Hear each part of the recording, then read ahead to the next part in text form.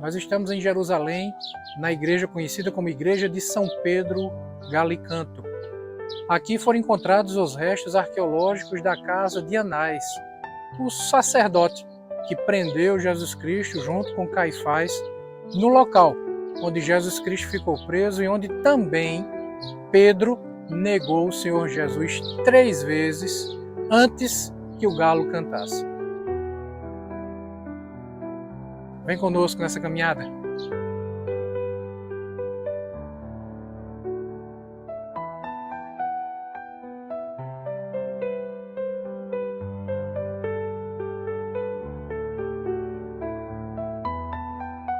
Nós estamos nos restos arqueológicos da casa do sacerdote Anás, onde Jesus Cristo ficou preso na noite que foi traído por Judas Iscariotes.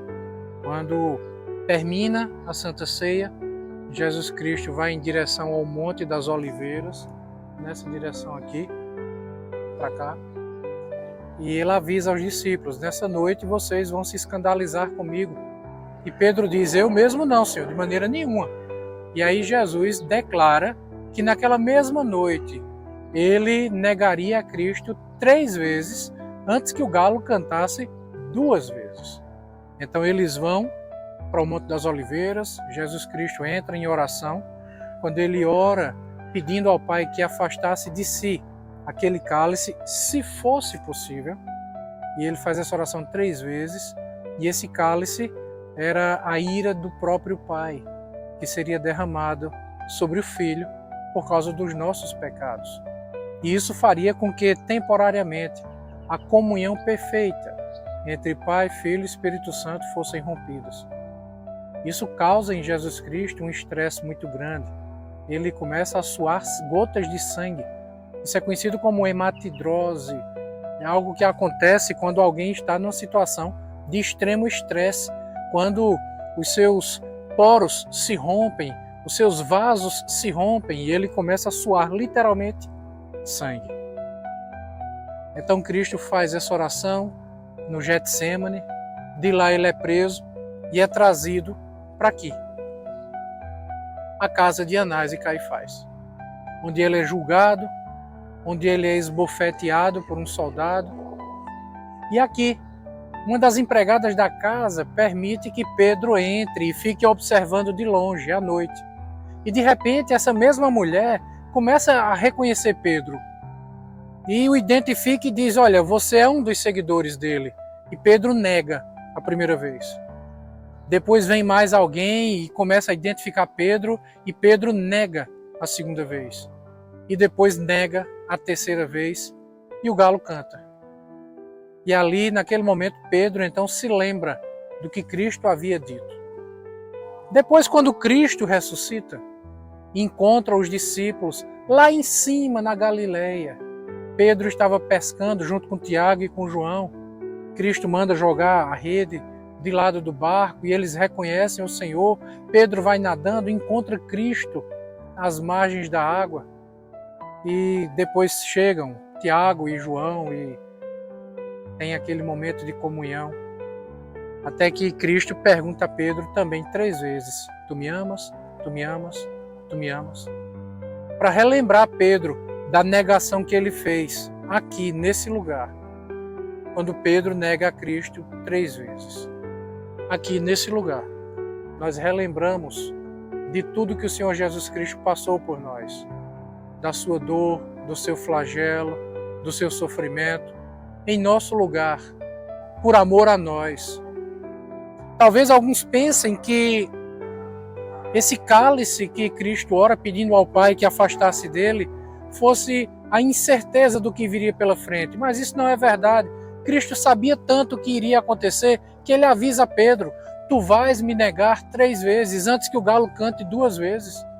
Ele já sabia de todas as coisas. Ele anuncia a sua morte, anuncia a sua ressurreição, inclusive avisa: eu vou aparecer para vocês depois lá em cima, na Galileia. Então esse cálice que Cristo ora não é o medo do que vem pela frente, a incerteza, a falta de saber. Ele já sabia de tudo isso. Esse cálice é a comunhão. Foi por isso que Cristo sofreu, para que nós tivéssemos comunhão com o Pai. Era isso que apertava o coração de Cristo, saber que, mesmo temporariamente, essa comunhão seria rompida, porque a ira do Pai, que deveria ter sido derramada sobre mim e sobre você, foi derramada sobre ele. E isso começa lá atrás, no Getsêmani, no Monte das Oliveiras, continua aqui na casa de Anás e termina na cruz, termina na tumba, no lugar da ressurreição de Cristo. Eu quero relembrar você dessas verdades, para que você entenda que aqui Jesus Cristo foi esbofeteado, aqui ele foi humilhado, aqui ele passou por um julgamento fraudulento. Nós temos pelo menos 11 pontos que poderiam ser usados para anular esse julgamento, para mostrar que legalmente esse julgamento era falho, era injusto. Ninguém poderia ser julgado à noite, ninguém poderia ter nenhum laço afetivo emocional com aquele que era acusado. Todo aquele que era acusado teria direito à defesa. As testemunhas se contradisseram. Nós temos inúmeros pontos que poderiam ser mostrados e que são mais do que suficientes para anular esse julgamento.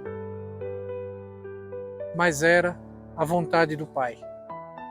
Era a vontade do Filho. Era a vontade do Espírito.